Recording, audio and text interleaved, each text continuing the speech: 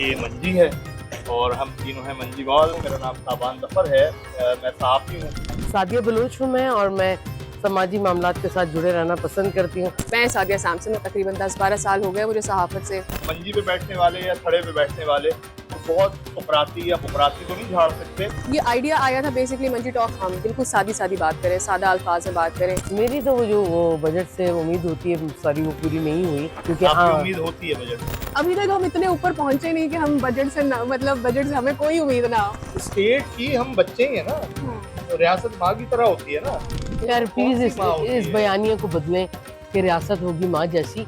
हम जो कंपनीज में इदारों में काम करते हैं, क्या हमारे ड्यूज मिल जाता है? प्रोविडेंट फंड होता है वो आराम से मिल जाता है। नहीं। हम क्या करें सारी? आपने कभी इसके लिए अदालती दरवाजा खटखटाया? नहीं। क्यों? डरे हुए होते हैं कि यार हम जाएंगे वहाँ अदालत में नहीं तो अगले इदारे में एक और भी नौकरी मिल वजह है, जाएगी। एक और भी वजह है, जो सैलरीड क्लास बंदा है ना उसके पास टाइम भी नहीं। सॉरी, हमने वकील किया, दूसरी पार्टी ने जज कर लिया। और ये होता है, जो लोग इंतजार कर रहे थे ना कि आसमान से कोई आएगा और हमारी मदद कर देगा, तो मोबाइल या आपके इंटरनेट की जो सहूलत है, ये वही चीजें जिसका आप इंतजार कर रहे वाह थे। वाह।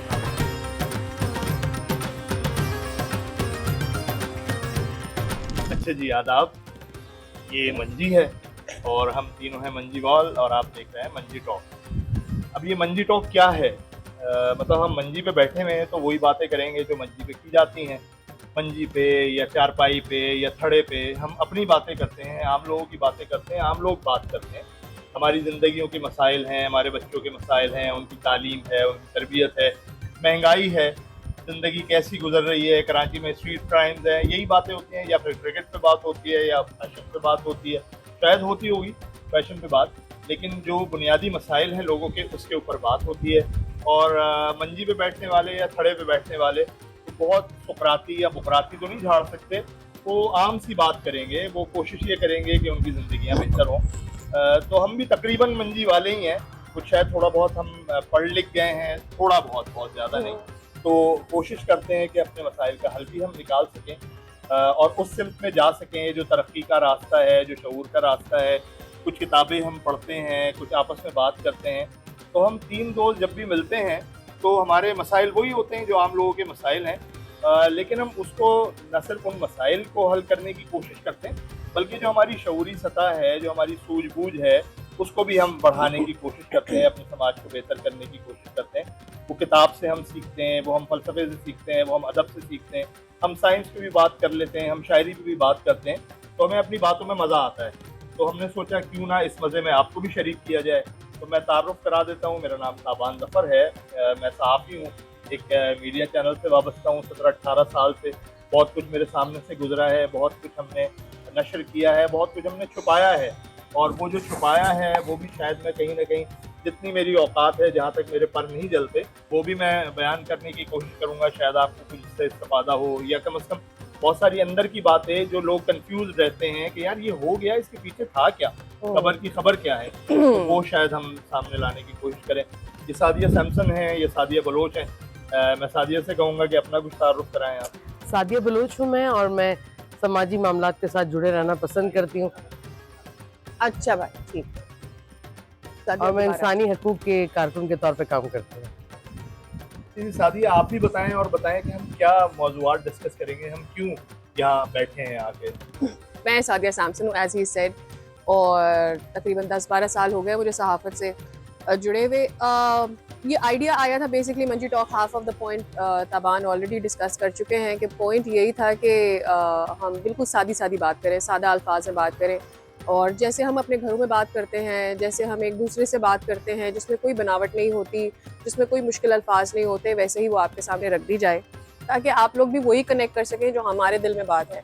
अच्छा, हम कोशिश यही करेंगे कि हम सारे ही शोबों को डिस्कस करें। हम पॉलिटिक्स पे बात करें, हम बजट पे बात करें, हम ट्रैवलिंग पे भी बात करें, हम मुख्तलिफ लोगों से जो हमारा इंटरेक्शन रहा है, जैसे सादिया कह रही है कि समाजी काम उन्होंने किया है, अबान कह रहे हैं कि हमने 17-18 साल से वो सहाफ़त से जुड़े। ऑब्वियसली हमने बहुत सारी कम्युनिटीज़ के साथ मुलाकात की है, उनके मसाइल को जानते हैं, उनसे बात भी करते हैं, तो उन मामलात पर भी बात करेंगे, और थोड़ा सा हिस्ट्री में भी जाएंगे, शायद अदब और शायरी के बारे में भी बात करेंगे। So that आज is what किस पे बात कर रहे हैं? आई थिंक आज हमें बजट पर ही जाना चाहिए। तो मेरे ख्याल में आज बजट से शुरू करना चाहिए हमें कि सादिया, आपके what लिए क्या what लाया have we budget? perceived about the budget? मेरी तो वो बजट से उम्मीद होती है सारी वो पूरी नहीं हुई, क्योंकि आपकी उम्मीद होती है बजट से? क्यों नहीं होती भाई? जो लोग कमाते हैं या जो लोग खर्च करते हैं, दोनों की उम्मीदें होती है। अभी तक हम इतने ऊपर पहुंचे नहीं कि हम बजट से मतलब बजट से हमें कोई उम्मीद ना हो।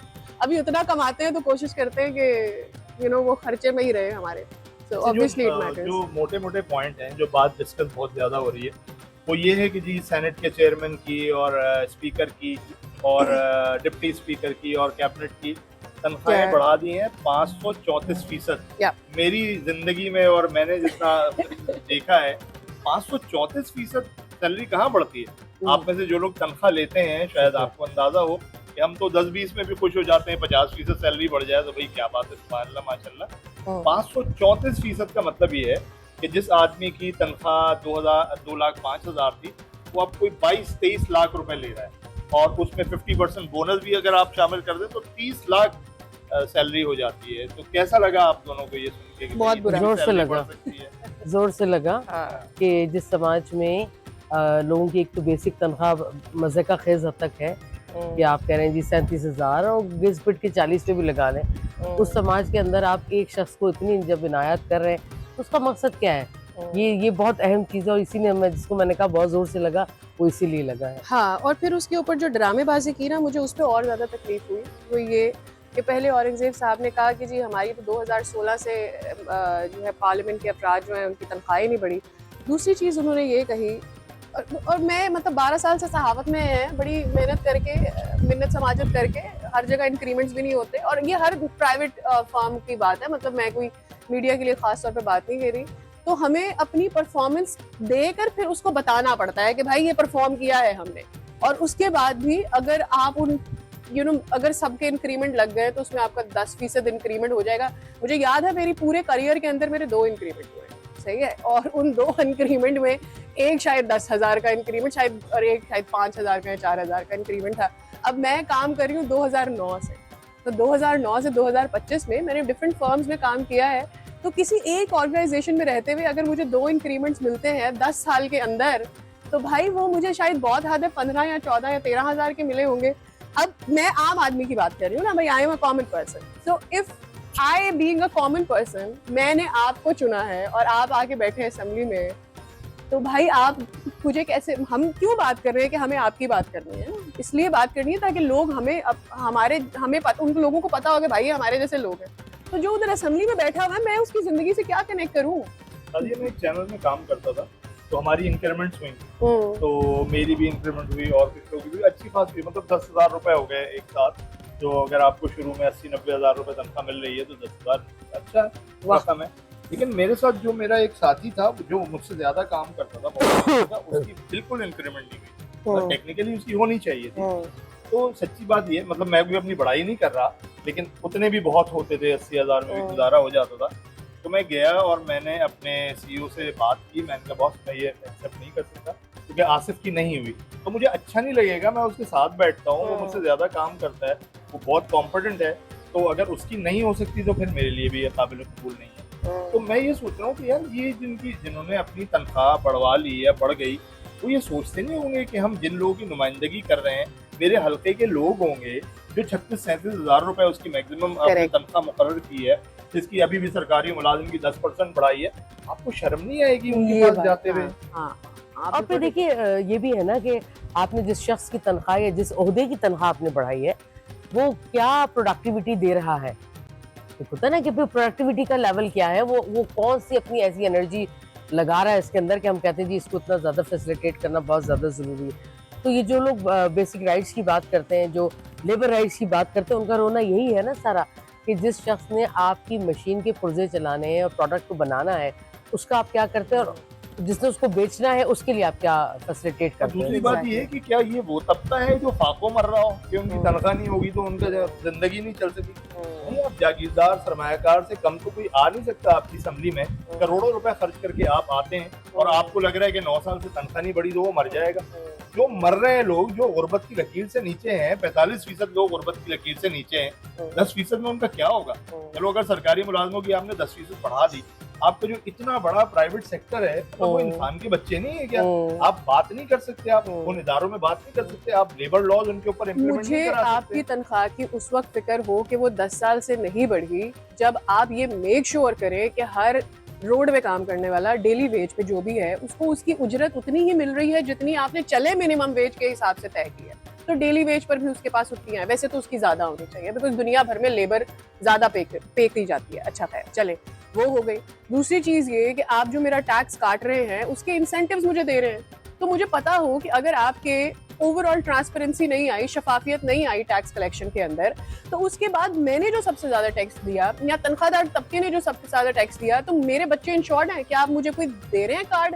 अगर मैं टैक्स दे भी रही हूँ तो मैं खुद ही सारी चीजें पे कर रही हूँ, मेरे घर के अखराजात में मुझे कोई कमी नहीं होती। तो जिस दयानतदारी के साथ आप हर महीने मेरी सैलरी में से टैक्स काट लेते हैं, उसी दयानतदारी के साथ कोई प्रोग्राम क्यों नहीं बनाते कि भाई वो सारे लोग जो टैक्स दे रहे हैं, और जब तक कि तुम अपने टैक्स कलेक्शन के निज़ाम को शफाफ नहीं बना लेते हो, उस वक्त तक मुझे या डेली वेजेस पर काम करने वाला जो कि अपने नमक चीनी पत्ती के ऊपर टैक्स पे कर रहा है, उसको तुम बदले में क्या दे रहे हो? कुछ तो दो ना। कम से कम उसे बोलो कि भाई तुम्हारे घर में जो बिजली का बिल आएगा उसमें टैक्स कम होगा। कम से कम तुम मुझे ये बोलो कि अच्छा ठीक है तुम कमाती हो तो तुम्हें हम एक सेहत कार्ड दे रहे हैं जो चंद लोगों के लिए चल रहा है, सबके लिए मैसर नहीं है, जिसमें मेरे बच्चों की मेरी इंश्योरेंस होगी, मेरे जो हर गर्मी सर्दी मेरे बच्चे बीमार हो रहे हैं उनका मैं इलाज करवा सकूंगी। तो मुझे ऐसा लगता है कि उसके बदले में तब तक तुम मुझे कुछ दो जब तक कि तुम उस टैक्स के पैसे से मेरी सड़कें नहीं बना रहे, और जो पॉलिसी रेट तुमने मुझे प्रॉमिस किया था कि तुम 9% पर लेकर आ जाओगे, वो पॉलिसी रेट नहीं तुम कर पा रहे, तो तब तक मुझे क्या दे रहे हो? मैं क्यों दूं? मैं टैक्स कटवाए जा रही हूँ, मुझे तकलीफ नहीं होगी ना। जो तुमने अपने 500% टैक्स बढ़ा लिया उसकी तकलीफ मुझे तब नहीं होगी जब तुम मेरे टैक्स पे करने पर मुझे कोई रिटर्न दे रहे हो। और देखिए टैक्स का जहां तक आप बात करिए, टैक्स दे कौन रहा है? कौन टैक्स दे रहा है? ना आम आदमी टैक्स दे रहा है, तनख्वाहदार तबका जिसकी सैलरी के ऊपर आपका बैंक के ऊपर आपका होल्ड है कि बैंक से आप कटौती करा लेते हैं, वो तबका जो ज्यादा पैसे रखता है, ज्यादा पैसा कमाता है और आपको पता है कि वो कौन है, तो टैक्स नहीं दे रहा, उसके लिए आपने कोई सिस्टम हमारे सामने दे, हमें भी तसल्ली हो।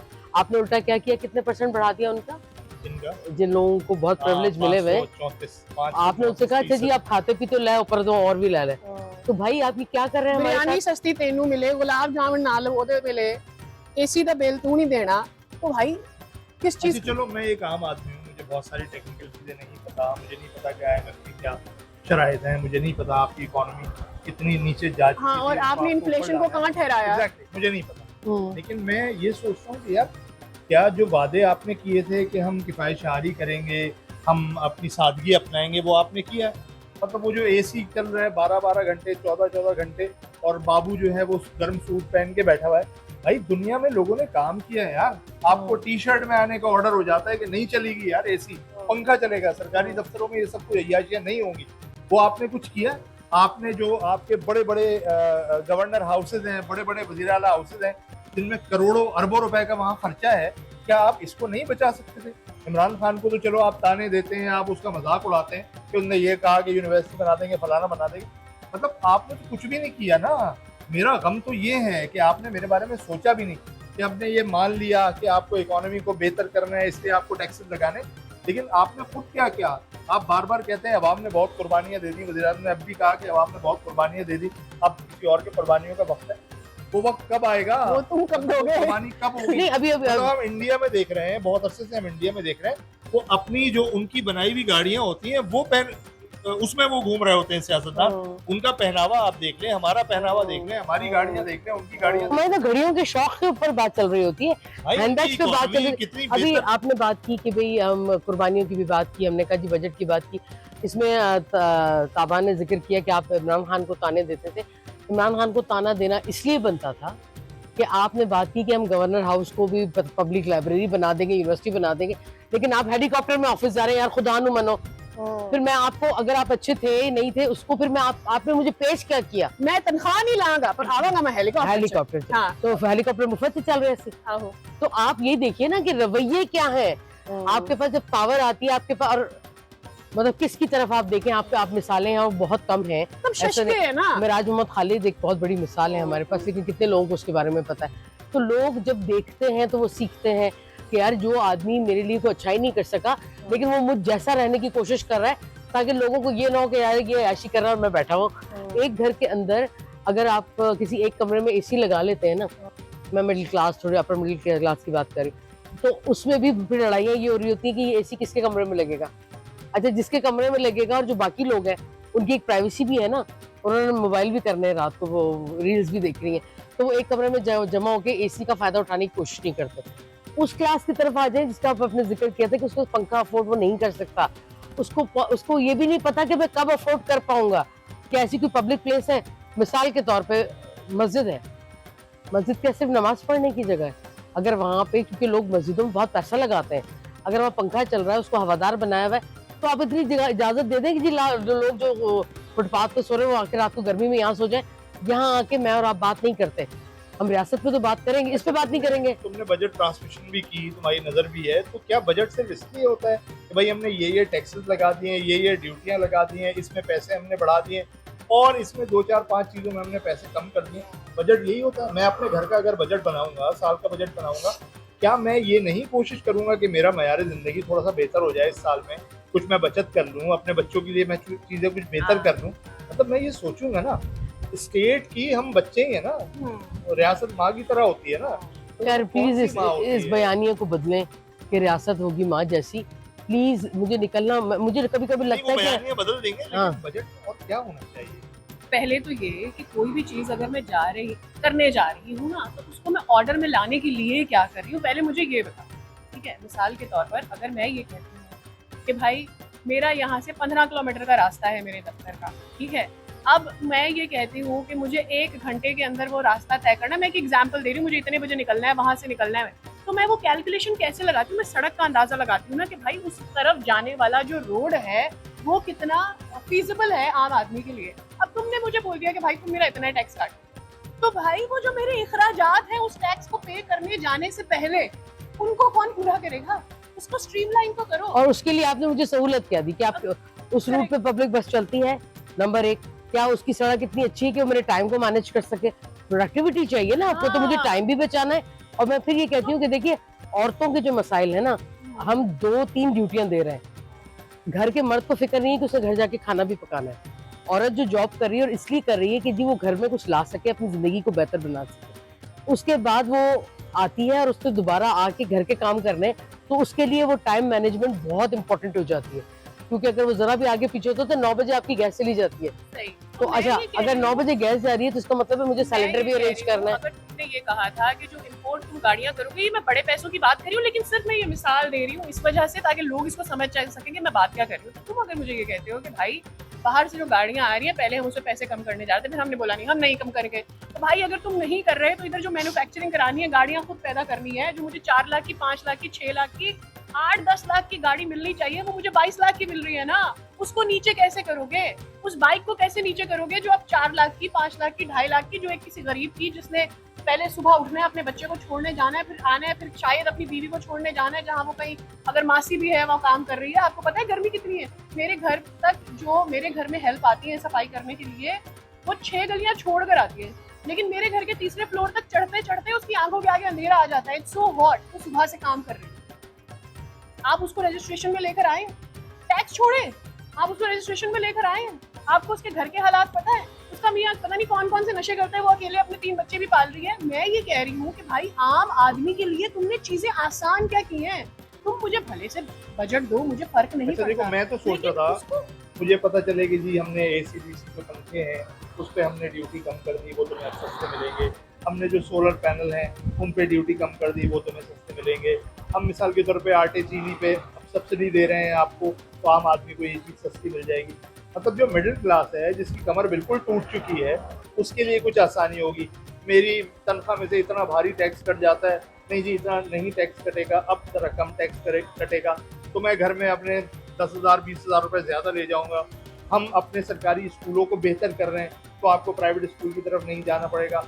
हम कोई जो कॉटेज इंडस्ट्री है उसको ये इनिशिएटिव Cottage, देंगे yes. कि आप इस पे काम करें। छोटा कारोबार। हम जो घर से लोग कर रहे हैं, जो एंटरप्रेन्योरशिप कर रहे हैं, जो डिजिटल फील्ड में काम कर रहे हैं, हम उनके लिए ये आसानियां कर रहे हैं, वो ज़्यादा आसानी से ये काम कर लेंगे। बल्कि अभी तो जो आप जिक्र कर रही थी, तो मुझे तो ये जिन- चीजें चाहिए थी हाँ। ना, मुझे ये चाहिए था कि आपने कहा कि भाई हम चीन की मदद से कुछ 2-4-5 फैक्ट्रियां लगा रहे हैं, हम मोबाइल यहाँ पाकिस्तान में बनेंगे, मोबाइल सस्ते हो और एक और जाएंगे, चीज़ मेरे ज़हन छोटी में आ रही है। गाड़ियां सस्ती हो जाएंगी, मेरी आमदोरफ्त आसान हो जाएगी। मुझे मास ट्रांजिट सिस्टम जब मिल तुम जाता। मुझे ये कहते हो कि भाई तुमने एक मिनिमम वेज डिसाइड की है, तो मुझे ये बताओ जो दिहाड़ी पे काम कर रहा है, तुमने उसके राइट्स को प्रोटेक्ट करने के लिए क्या किया है? कि मिसाल के तौर पर एक गरीब आदमी है जिसने हाथ पैर जोड़ के तुमसे नौकरी मांगी है, मिसाल वो गाड़ी साफ करता है। अब गाड़ी का साफ करने के अगर 200 रुपए दिए जाते हैं, सही है, तो ये कौन मेक श्योर करेगा कि यार हर गाड़ी साफ करवाने वाला उसको 200 रुपए ही दे रहा है, उसको 50 रुपए नहीं दे रहा? जहाँ सिस्टम है, समाजत करके उसने नौकरी ली है, देखिए तो सादिया, उसका नुकसान उसका या उसका फायदा नहीं उठा रहा। नहीं आपने अभी जब बात की थी ना कि जो मिनिमम वेज है, अगर हम उसकी 37,000 की बात करें तो कौन श्योरिटी कर रहा है कि आया लोगों को सिस्टमेटिक काम जहाँ पे हो रहा है, कोई फैक्ट्री है, कोई कंपनी है, कोई ऑफिस है, आया वहाँ लोगों को 36,000 मिल भी रहे हैं? फॉर एग्जाम्पल मेरे और आपके दफ्तर में वही बात जो हम बार बार गार्ड्स की करें, क्या गार्ड को बुनियादी 37,000 रुपए मिल रहा है? 12 घंटे काम नहीं मिल रहा ना। 22,000 तो आप ये जो बात कर रही हैं कि जी वो जो गाड़ी साफ करेगा उसके 200 रुपए को श्योर कौन करेगा?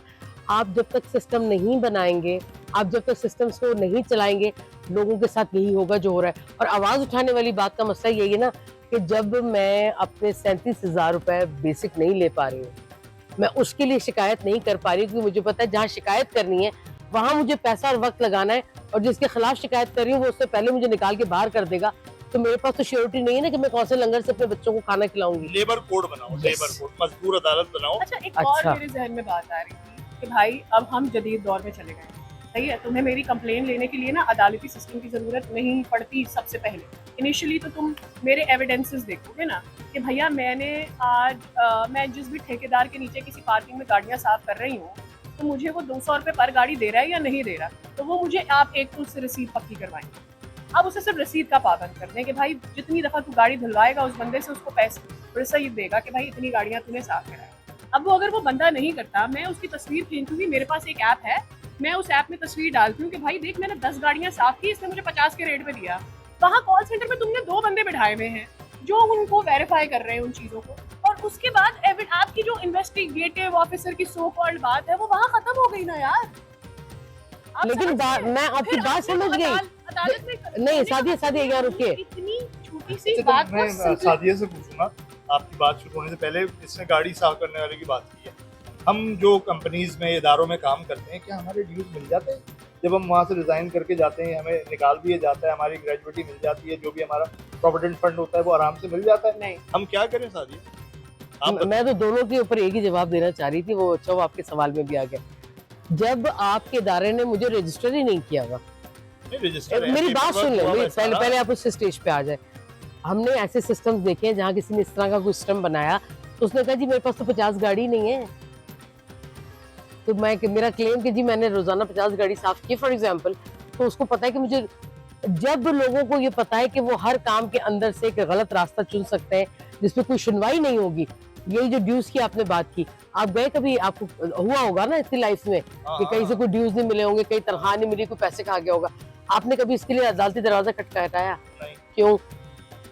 यार समझ में शऊर नहीं है, ये हमें लगता है कि नहीं हो सकेगा। अच्छा अब आप या कर हम सकते हैं, अगली नौकरी पे डरे हुए होते हैं कि यार हम जाएंगे वहाँ अदालत में नहीं तो अगले इदारे में एक हमें और भी नौकरी वजह मिल है, जाएगी, ये तो है, कहेंगे यार ये तो पंगे लेता है, ये तो नहीं, ये वजूहत है। एक और भी वजह है, जो सैलरीड क्लास बंदा है ना उसके पास टाइम भी नहीं बचता। टाइम ही नहीं मिलता। तो आपकी वजह भी सही है, क्यों बात है आपकी, लेकिन मैं अगर दफ्तर बीइंग अ मीडिया पर्सन, आपको भी पता होगा कि जब बड़ी चीजें आ जाती हैं, हम 3-4 चीजें कर रहे हो ना, हम 6 दफा दफ्तर जा रहे हो, दिन में 2-2 दफा भी दफ्तर जा रहे होते हैं, हम 8 घंटे नहीं, हम 12-14 घंटे भी काम कर रहे होते हैं।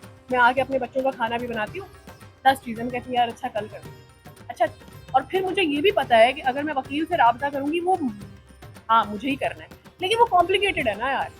मैं यही तो आपसे बात कर रही हूँ, पैसे देने पड़ेंगे और ये भी यकीन वकील नहीं को है पैसे देने कि पड़ेंगे, मिलेंगे पैसे और आपको फिर और- इतने अरसे देने जी। पड़ेंगे, केस कितना लंबा होगा। चलेगा। और वही बात है जो अब आप जजेस वाली कर रही थी कि और इनके पास हमने- वैसे इतना बर्डन है, वो हमने- आपको तारीख पे तारीख दे सॉरी देंगे हमने जी। वकील किया, दूसरी पार्टी ने जज कर लिया, और ये होता है, ये क्या होगा? और ये होता है कि भाई हमने वकील किया, अगले ने जज कर लिया, बहुत मुमकिन वो ये है साबित कि कर देगा ये तो कभी मेरा मुलाजिम ही और नहीं था। बहुत मुमकिन है, और बहुत मुमकिन है कि अगली पार्टी तगड़ी है, मैं तो अकेली हूँ। तो क्या हो रहा है, मैं यही तो आपसे बात कर रही हूँ कि हो क्या रहा है कि आपने सिस्टम को इस कदर गंभीर कर दिया है कि आम आदमी अगर आवाज उठाना चाहे तो वो नहीं उठा सकता। लेकिन फिर भी मेरा आज भी इस बात पे पूरा बिलीफ है कि लोगों की आवाज मैटर करती है जब वो अवामी बन जाती है ना। हमने ये भी देखा कि सोशल मीडिया, जो मैं कहती हूँ, जो लोग इंतजार कर रहे थे ना कि आसमान से कोई आएगा और हमारी मदद कर देगा, तो टेक्नोलॉजी ने आपको वो जगह दे दी है। ये वही चीजें, मोबाइल या आपके इंटरनेट की जो सहूलत है, ये वही चीज है जिसका आप इंतजार कर रहे वाह थे। वाह। अब आप उसको इस्तेमाल कीजिए भाई। अब भी अगर आप उसके अंदर रील देखते हैं और ठुमके देखते हैं, वो जो आपका जायज हक है। मुझे एंटरटेनमेंट चाहिए, मुझे मेरी आंखों को सुकून मिलता है जब मैं ठुमका देखती हूँ, फॉर एग्जाम्पल, और दिस इज द रियलिटी। लेकिन अगर मैं उसको इसमें इस्तेमाल नहीं करी तो फिर आपके लिए ना टेक्नोलॉजी है, ना आपके लिए आसमान से कुछ दरवाजे पहले ही बंद हो चुके हैं। कर सकते तो भाई कोई और आपकी क्यों करेगा, और कौन देगा आपको ट्रे में रख के? दुनिया में जितने लोगों ने तरक्की की है, उन्होंने पूरी पूरी 100 साल की उनकी स्ट्रगल्स है। तो आपने भी स्ट्रगल जब तक आप करते थे, ऐसा नहीं कि हमारे लोग बिल्कुल हमेशा से और अब भी कर रहे हैं। अच्छा, क्या इसमें हाँ। ये पहलू नहीं है कि ये जो हम मीम्स में बड़े चैंपियन हैं और हम लतीफों में और रील में बड़े चैंपियन हैं, तो हम इतने थके हुए हैं, इतनी अपने परेशानियों से हम यानी जूझते रहते हैं और उलझे रहते हैं कि अब हमें कुछ फरार चाहिए। मैं यही तो कह रही हूँ ना हमसे कि भाई नहीं हो रहा। हम उस सारे प्रेशर को कहाँ निकाल रहे हैं, उसको रिलीज कहाँ कर रहे हैं यहाँ पे। मुझे एक जोक बड़ा Productive पसंद काम आया। करने के लिए रहते नहीं है ना। मुझे देखिए एक बड़ा अच्छा लगा की बात है, कि बस कैसा एहतजाज था। मुझे लगता है कि उस मीम बनाने वाले ने, उसको भी शायद शऊरी तौर पे नहीं पता था कि वो एक एहतजाज कर रहा है। अभिनंदन आया जहाज लेकर, तो मैंने उसी जमाने में बहुत चीजें आ रही थी, तो मैंने देखा कि आई थिंक वो सराइकी जबान में कोई बंदा बात कर रहा था। Very good looking handsome guy with blond hair and blond उसकी मूछें, और मूछों को ताए दाव देके हंसे चला जा रहा है, हंसे चला जा रहा है। और कुछ सेकंड के बाद वो उसे कहता है, अभिनंदन को मुखातिब करके, और एक भारी सी प्यारी सी गाली बक के वो उसे कहता है, हमारी रियासत हमें पतंग नहीं उड़ाने देती, तुम जहाज लेके आ गए। इतना बड़ा एहतजाज था। हाँ। चाइना में लोगों को साहिल समंदर पे जाके पतंगबाजी का एक वहाँ का अलग सिस्टम है, जिसमें वो कुछ लाइट प्लास्टिक्स के साथ वो लोग बनाते हैं और बड़े बड़े मॉडल्स बनाते हैं और उसको उड़ाते हैं, तो वो एक सेफ साइड हो जाती है। आपने पाकिस्तान से बसंत को ख़त्म कर दिया, आपने डोरी बनाने वाले के ऊपर अपना कानून जो है ना वो सख्त नहीं किया, आपने वहाँ पे सजाएं सही नहीं दी, आपने उसके ऊपर चेक एंड बैलेंस नहीं रखा कि जो सदियों से बसंत बनाई जा रही थी, डोरी के पीछे आपको एहसास नहीं है। और मैं पढ़ रही थी कि ईरान जब रज़ा शाह पहलवी का दौर था, तो उस ज़माने में उन्होंने अनाउंस किया कि हमें पूरी दुनिया से ऐसे किसी कंसल्टेंट की ज़रूरत है जो ईरान के लिए एक अच्छा सा तालीमी निज़ाम बताए। बड़ी इंटरेस्टिंग बात है। बहुत लोगों ने इसको अप्लाई किया और पाकिस्तान से भी एक साहब थे, उन्होंने अप्लाई किया। इस पर मैं चाहूँगी कि हम पूरा बात करें, अभी मैं सरसरी तौर पर बता देती हूँ। और वो साहब जो है, वो उनका जो प्रेजेंटेशन थी उसके बाद उनको सिलेक्शन दे दिया गया। भाई किस बात पे आपने, उसमें यूएन से भी लोग गए, बहुत दुनिया के लोग गए, लेकिन वो हमीद साहब थे हमारे, हमीद ए कुछ करके उनका नाम है। तो जब उनसे पूछा गया कि भाई ऐसा क्या उन्होंने आपने पेश कर दिया, पता ही चला कि वो जो प्रेजेंटेशन दे रहे थे, तो उन्होंने कहा ये बच्चे ऐसे पढ़ेंगे, ये ऐसे पढ़ेंगे, ऐसे पढ़ेंगे। और उन्होंने कहा एक कैटेगरी उनकी, क्योंकि खाना बदोशी बहुत ज़्यादा थी उस ज़माने में भी ईरान के अंदर, वो कोई 100 साल पहले की बात तो मैं कर नहीं रही, तो उन्होंने कहा कि ये बच्चों का कैटेगरी है। उन्होंने कहा ये तो कहीं रुकते ही नहीं है, तो उनकी स्कूलिंग होगी कैसे? उन साहब ने उन बच्चों की स्कूलिंग का सिस्टम ये दिया कि वो जिस सीज़न के अंदर, सीज़न पता होते हैं कि कौन से इलाके के खाना बदोश किस सीज़न में कहाँ होंगे, तो वो जिस सीज़न में जहाँ होंगे वहाँ के ऑलरेडी गवर्नमेंट स्कूलों में उनके लिए पढ़ाई का इंतजाम कर दिया गया।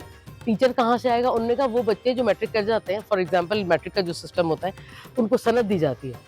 उन बच्चों को सनद तब दी जाएगी जब वहाँ पे असिस्ट करेंगे, पढ़ाएगा उस्ताद। तो एक कैटेगरी और लोगों की निकली जिनको नौकरियां मिली। देखिए, और वो बच्चे जिन्होंने सनद ले ली थी कि अब हम एक तालीम का मयार पूरा कर चुके हैं, उनको वहाँ पे स्पेस मिला, उनको सर्टिफिकेशन मिली। और उन्होंने कहा अच्छा इनको हम घर भी बना के दे दें इस सारे। उन्होंने कहा नहीं, अगर आप ये करेंगे तो आप खाना बदोशी का कत्ल करेंगे। खाना बदोशी की रिवायत को बचाने के लिए मैंने सिस्टम दिया है, and everybody clap over there and he accepted the system. तो इस वक्त ईरान का जो आखिरी रज़ा शाह पहलवी की दौर में जो बेसिक स्ट्रक्चर बना था, तो वो उसी बुनियाद पर खड़ा हुआ।